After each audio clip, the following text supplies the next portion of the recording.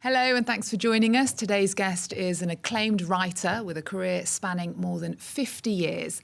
In that time, she's published hundreds of essays as well as 20 books, including the memoir At Home in the World, where she spoke of her relationship with Catcher in the Rye author JD Salinger, and the novels To Die For and Labour Day, both adapted for film. She's in Paris as her newest novel, The Bird Hotel, is being translated into French. Welcome back to the show, Joyce Maynard. It's a pleasure to have you. Lovely to be here, Eve. Now, you've been coming to France sort of once a year to promote books for about more than a decade now. What does France mean to you? Oh my gosh, France means the best readers. And I have to say, the best journalists.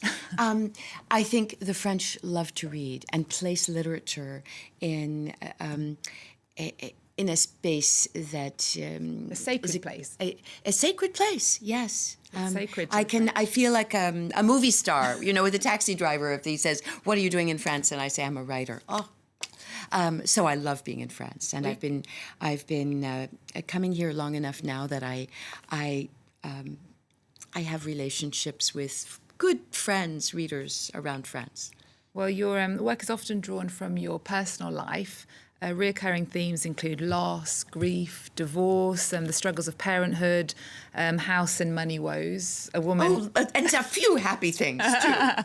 and a woman trying to find herself. For The Bird Hotel, it's your 11th novel. Yes. It's centred at a hotel in a small Central American village. Now, you've had a guest house in Guatemala for more than 20 years. Well, actually, I didn't have a guest house. I just had a simple little house on the shores of a very beautiful lake, Lake Atitlan, in Guatemala, where I used to go to write.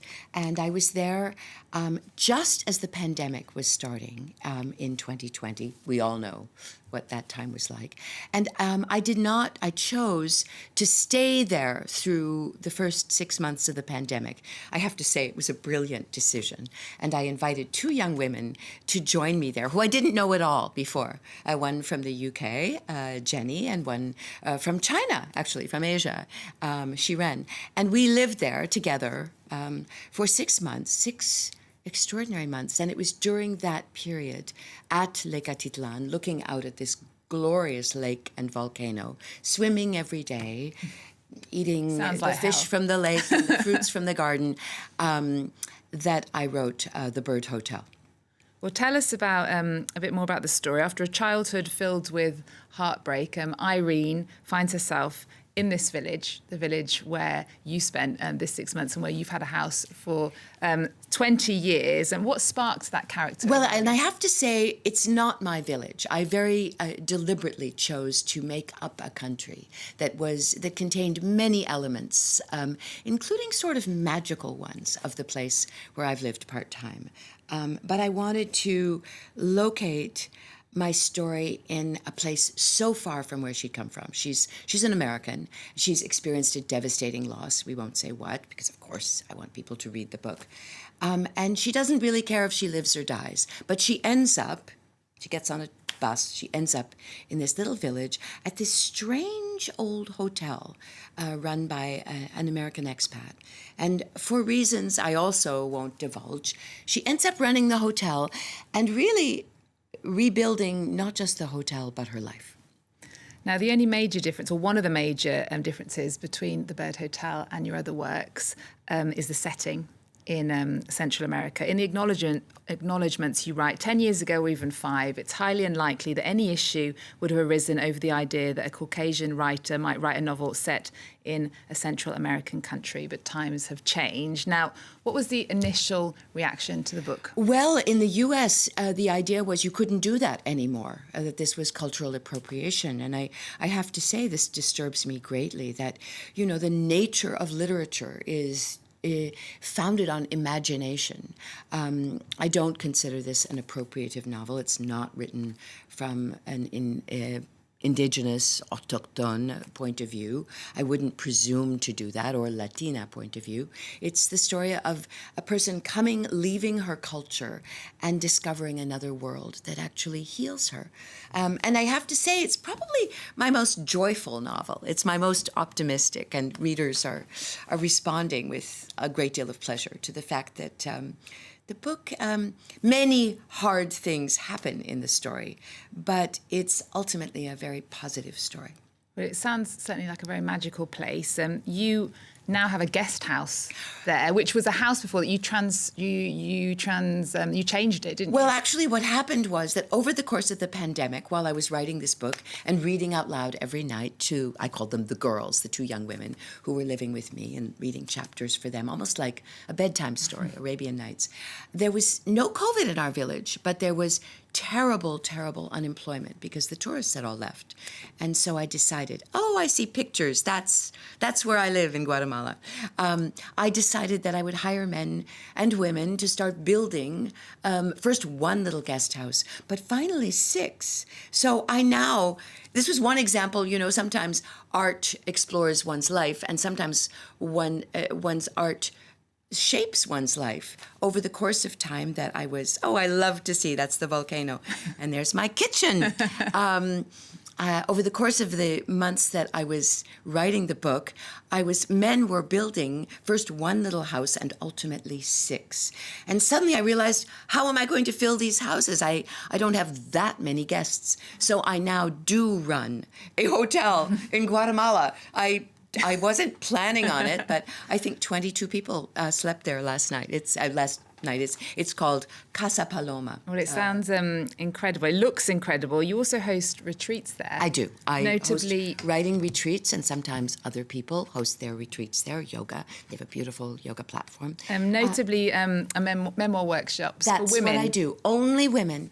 Why that decision? I think this really came out of the experience of having been told myself when I published my memoir At Home in the World that I was not allowed to tell that story because it concerned a very important man.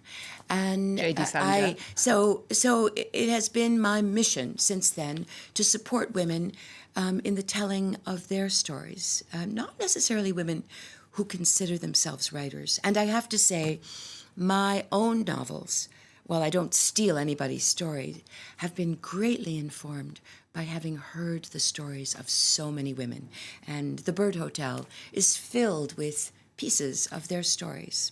Now, Joyce, you were publishing stories when you were only 13 in magazines. I was. As a When I kind of cringe when you say a career of more than 50 years. I am 69 years old, but I started very young. So young, and you gained national attention in the United States, in the New York Times, and with your cover story, an 18-year-old. There I am. Looks back on life. What happened? Share your thoughts. What was it like being published at such age? I don't recommend it. Of course, it was an intoxicating experience. I came from a small town in New England. I had never traveled anywhere. I longed to see the world and know the world, and to go to New York City and, Paris, the world. And that the publication of that article suddenly launched my career in a very big way. But that was very young to have that happen, too. Now, your career, as you said, has spanned more than 50 years because you did start so young. Tell us about one highlight that stands out for you. Oh, my gosh. Well, okay. I will tell you that the filming to see my novel, Labor Day, transformed into a film, adapted, and to suddenly see an entire town in Massachusetts brought back to the year 1987 with, great actors, Kate Winslet, Josh Brolin, playing the roles that I had simply imagined in my head. Seeing Josh Brolin bake a pie. Yeah, you taught him how to. I taught him. I wanted that pie. I didn't want the pie in that book. The novel concerns a love affair between an escaped convict and a woman who agrees to hide him during a manhunt. And over the course of this long, hot Labor Day weekend, they fall in love. And he bakes a pie. We're not sure if he's a good man or a bad man, but we kind of know after we see him bake a pie with her son. And I said to the director of the film, it is crucial that this pie look like a pie made by a convict on the run. So I had to suffer through teaching Josh Brolin how to make pie. And I will say it is a labor of love. I just last night at a dinner party in Paris, I made an American pie, which is very different from a beautiful French tart. And Joyce, very sadly, we're almost out of time. The Bird Hotel is your book that's been translated into French and is out in France now. You've also got another one coming out next year that you've already written. I do. Well, my novel, Count the Ways, was so popular with readers, both in the US and in France, that they wrote to me and said, what happens next with this character? So the sequel to Count the Ways, which will be called How the Light Gets In, will come out soon. And we always end our shows with our guests' cultural pick of the moment. What have you chosen for us? Well, I'm the mother of a DJ. So I'm going to be very cool and trendy and say that I recommend the music of DJ Captain Planet, who specializes actually in bringing out into the world music of South America, the Caribbean, Africa, and has a new album called Sounds Like Home. And of course, I listen to it constantly. It's very danceable music. And he does tour in France. So... Okay, we'll look out for him. Yes, you might even see him, DJ Captain Planet. Okay, Joyce, thank you so much. It's been a pleasure to have you. You too, Eve. We're going to leave you with the song Pambele off Captain Planet's new album, Sounds Like Home. Joyce Maynard, thank you so much for your company. Thanks for watching. We'll see you next time. Decía que estaba muerta, que no me movía, que la toalla yo iba a tirar, ay, que yo iba a claudicar, que yo iba cruzando la puerta fuera de